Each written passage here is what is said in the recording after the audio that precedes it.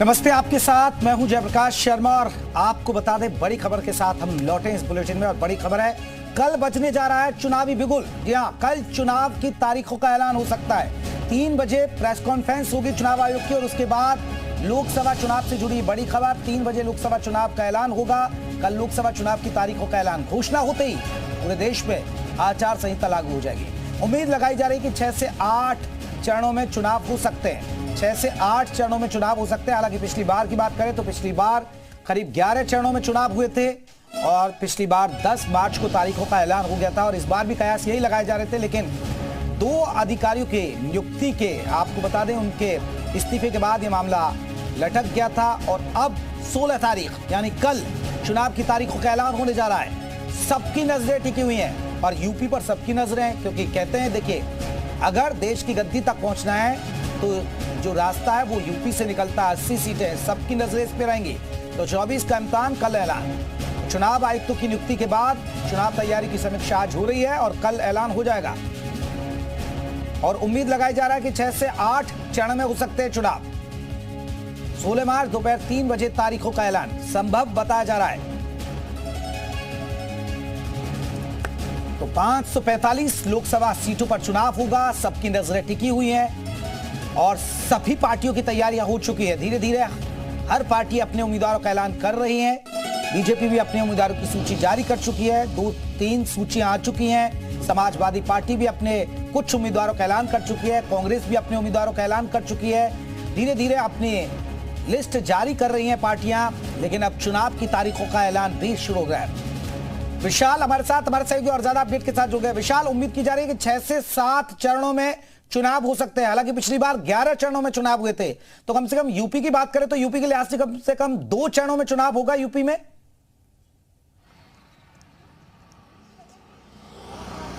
मैं आपको देखिए तस्वीरें दिखाता हूं कि उत्तर प्रदेश क्यों जो है महत्वपूर्ण है। मैं बीजेपी में मौजूद हूं और आप देखिए बीजेपी ने किस तरह से तैयारी की है चुनाव को लेकर। देखिए आप ये देख सकते हैं कि संगठनात्मक जो विवरण है वो उसका पूरा, कितने मंडल हैं, कितने सेक्टर हैं, कितने बूथ हैं, पश्चिम, ब्रिज, कानपुर, अवध, काशी, गोरखपुर। देखिए कुल 6 जो है संगठनात्मक जिले जो है बनाए गए हैं, 19 उस सब में है। और ये देखिए आप एक चीज, एक महत्वपूर्ण देख सकते हैं, एक चीज है कि देखिए पूरा एक चार्ट बनाया गया है अलग अलग क्षेत्र का। तो ये पूरी एक तैयारी जो है वो चुनाव की दृष्टि से बीजेपी की आप दिखाई पड़ेगी। देखिए आपको एक एक लोकसभा का क्या कुछ समीकरण है वो आपको यहां पर दिखाई पड़ेगा। और ये देखिए पूरा एक यहां पे मैप है, इसी के हिसाब से पूरी जिम्मेदारी सौंपी गई है। और आप ये देखिए अगर आप देखेंगे तो रामपुर में जो पश्चिम क्षेत्र है उसमें आगरा महानगर, कानपुर जो क्षेत्र है कानपुर उत्तर। तो ये जो पूरी जो विवरण है ये आप देखकर अंदाजा सकते हैं कि बीजेपी किस तरह से जो है तैयारी है। तो ये अपने आप में महत्वपूर्ण जिम्मेदारी है। और ये कह सकते हैं कि कल जो है चुनाव आयोग इस पर प्रेस कॉन्फ्रेंस करेगा। तो ये आप तस्वीरें देख सकते हैं कि ये देखिए आप पूरा क्षेत्र है। तो ये जेपी देखिए सबसे महत्वपूर्ण है कि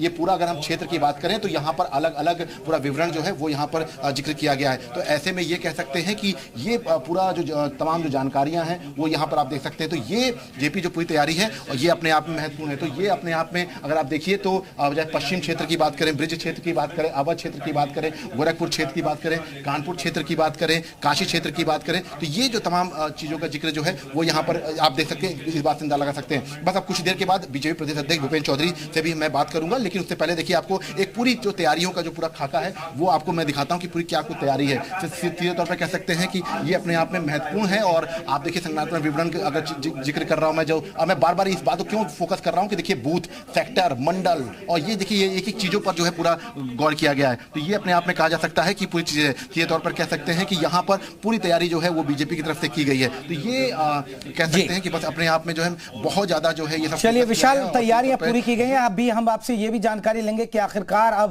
बाकी उम्मीदवारों का ऐलान कब होगा, क्योंकि कुछ उम्मीदवारों का। हमारे साथ आपको बता दें सुरेंद्र डसीला भी हमारे सहयोगी जुड़े हैं, दिव्या हमारे साथ न्यूज रूम से जुड़ी हुई है। सुरेंद्र, आपका रुख कले थे। अगर बात करें उत्तराखंड में हर दल तैयार है चुनावी ताल ठोकने के लिए? देखिए बिल्कुल, क्योंकि आचार संहिता लागू होगी तो चुनाव आयोग की कार्य प्रणाली मैं रोकूंगा आपको। बीजेपी के प्रदेश अध्यक्ष, यूपी बीजेपी के प्रदेश अध्यक्ष, वो लखनऊ में बातचीत कर रहे हैं जी मीडिया से, मैं आपको वो सुना देता हूं। पार्टी कार्यक्रम अभियानों के माध्यम से हम लगातार सक्रिय हैं और मोदी जी के नेतृत्व में जैसे चुनाव की घोषणा होगी हम माननीय मोदी जी के नेतृत्व में जो हमारे काम हैं, हमारी गरीब कल्याण की योजनाएं हैं, हमारी उन योजनाओं के को लेकर, सारे कामों को लेकर जनता के बीच में जाएंगे। अच्छा, ये विपक्ष लगातार दावे कर रहा है गठबंधन को लेकर, उत्तर प्रदेश की सबसे महत्वपूर्ण है 80 सीटें। नहीं, निश्चित रूप से हमारी तैयारी है, हमारा गठबंधन भी पूर्ण है।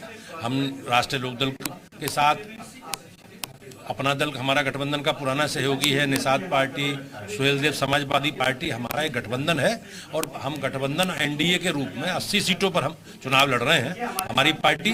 और मुझे विश्वास है कि माननीय मोदी जी के नेतृत्व में जो सरकार ने काम किए हैं, जो गरीब कल्याण की योजनाएं हैं, लाभार्थी परक योजनाएं हैं, जो लोगों के जीवन में स्तर में सुधार हुआ है और हमारी पार्टी का जो संकल्प है, उस संकल्प के आधार पर हम लोग मोदी जी के नेतृत्व में जनता के बीच में जाएंगे। टीम मैनेजमेंट में इसकी चीज की कितनी भूमिका है जो हम चार्ट देख पा रहे हैं, क्योंकि देखिए ये महत्वपूर्ण है, मंडल बूथ। नहीं, ये हमारा संगठन का स्ट्रक्चर जो है, हमारे संगठन का क्षेत्र के हिसाब, जिले हैं, मंडल हैं, सेक्टर हैं, हमारे बूथ हैं, बूथ तक भारतीय जनता पार्टी के कार्यकर्ता हैं, पन्ना प्रमुख तक की रचना हमने बनाई है और एक वैज्ञानिक तरीके से हम लोग जो आज आधुनिक तकनीक है, उस तकनीक का इस्तेमाल करके जनता के बीच में जाएंगे। उत्तर प्रदेश के लिए, जनता के लिए क्या कुछ कहेंगे, क्योंकि उत्तर प्रदेश सबकी निगाहें, आप प्रदेश अध्यक्ष हैं। निश्चित रूप से हमारी जो सरकार है, मोदी जी और योगी जी के नेतृत्व में, 7 साल में राज्य में सरकार है, 10 साल मोदी जी के नेतृत्व में हमें सरकार हो गया। हमारी सरकारों ने सारे पैरामीटर, हमारी पार्टी की सरकार ने गरीब कल्याण के लिए, अंत्योदय के लिए और सारे विषयों पर, बिजली, पानी, सड़क, शिक्षा, स्वास्थ्य के लिए काम किया है। हम अपनी आस्था और विरासत के आधार पर बढ़ रहे हैं। हमारी आस्था के आधार पर और जो हमारी परंपरा है, हमारी विरासत है, वो कहीं ना कहीं हमारी पार्टी के सरकार के कामकाज में आपको दिखता है।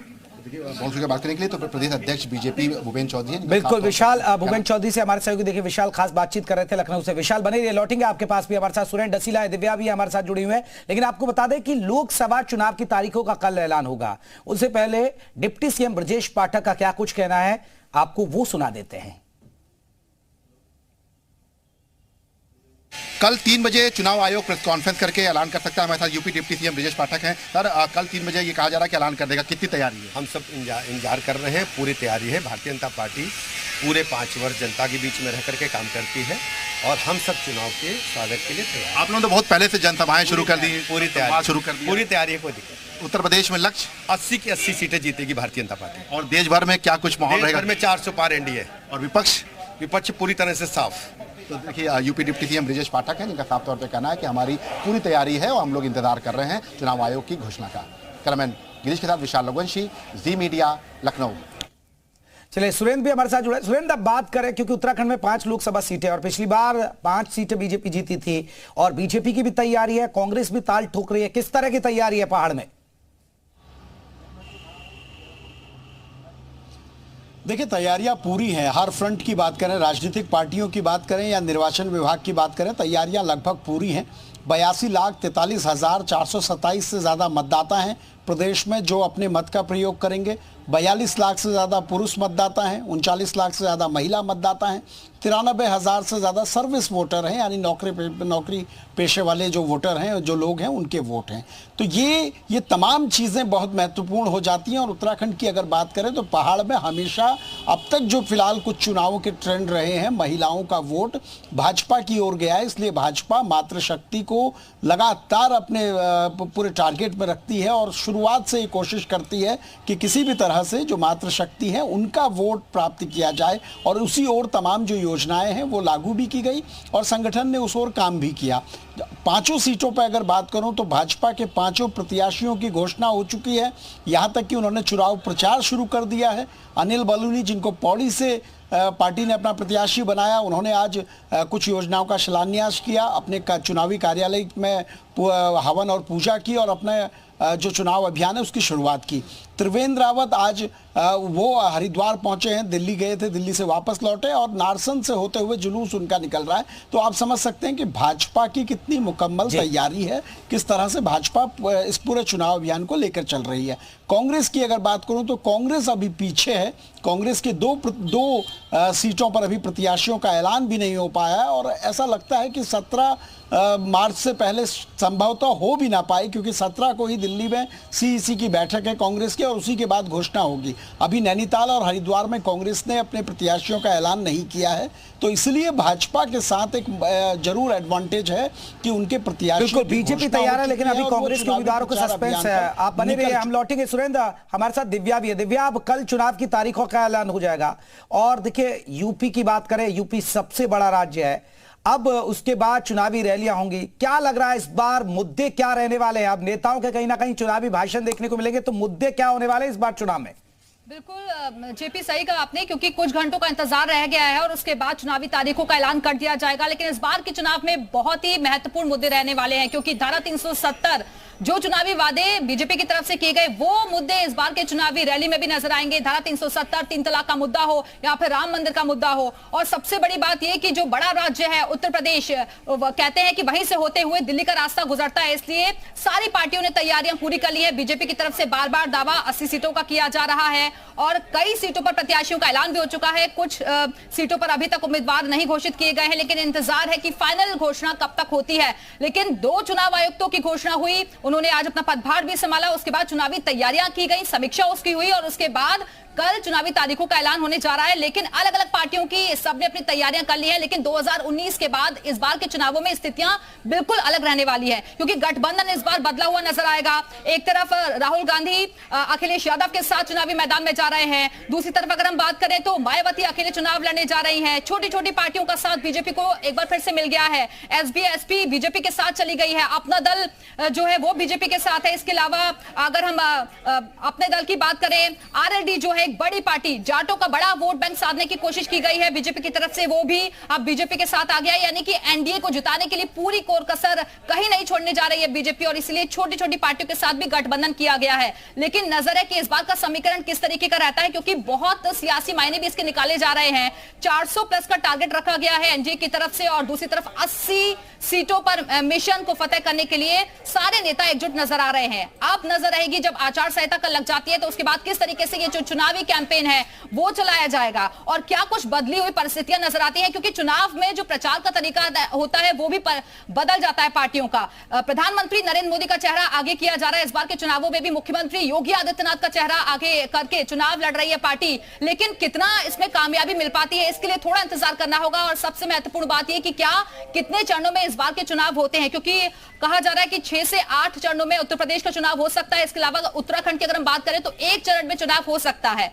इसी पर नजर टिकी हुई है, लेकिन इंतजार है कल 3 बजने का। बिल्कुल, कल 3 बजने का इंतजार है। हमारे साथ अंकित मित्तल भी जुड़ गए मुजफ्फरनगर से, हमारे सहयोगी। अंकित, क्योंकि चुनाव पर तारीखों का ऐलान हो सकता है, तैयारियां सभी दल ने कर दी है और मुजफ्फरनगर आप जिस सीट पर है वो बहुत महत्वपूर्ण सीट है।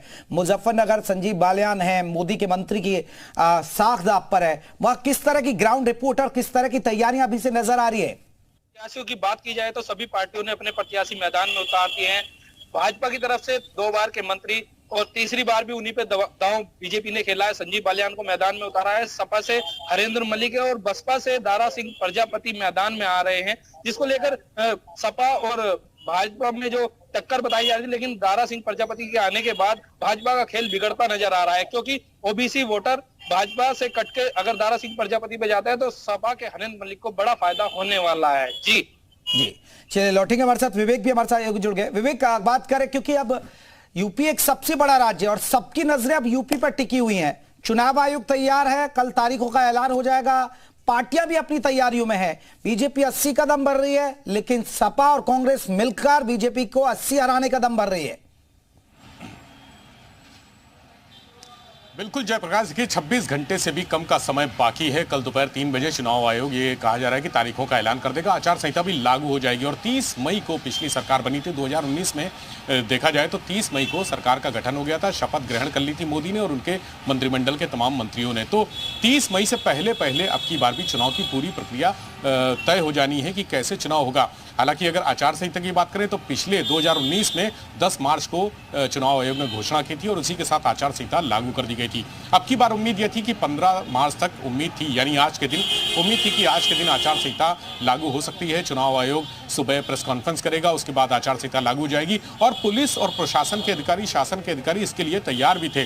पुलिस ने अपनी पूरी तैयारियां कर ली थी, चूंकि चुनाव आयोग ने तमाम बैठकें की हैं। इसके पहले लखनऊ आकर 2-3 राउंड बैठक कर चुके हैं चुनाव आयोग के अधिकारी, तो सारी तैयारी थी। लेकिन एक दिन टल गया। अब कल दोपहर 3 बजे वो वक्त आ गया है जब चुनाव की घोषणा किए जाने की तैयारी की जा रही है। तो पुलिस प्रशासन के अधिकारी तैयार है। 80 सीटों का लक्ष्य बीजेपी ने साधा है। 80 में 80 सीटें, पूरी 80 सीटें बीजेपी जीतना चाहती है। हालांकि विपक्षी दलों के लिए इंडिया गठबंधन हो या मायावती के अकेले लड़ने की घोषणा हो, दोनों के लिए बहुत मुश्किल राहें हैं। उनके लिए संकट ये है कि बीजेपी के जो बिल्कुल चुनाव आयोग तैयार है और पार्टियां भी तैयार है। विवेक, हम लौटेंगे, हम एक छोटे से ब्रेक के लिए रुकना।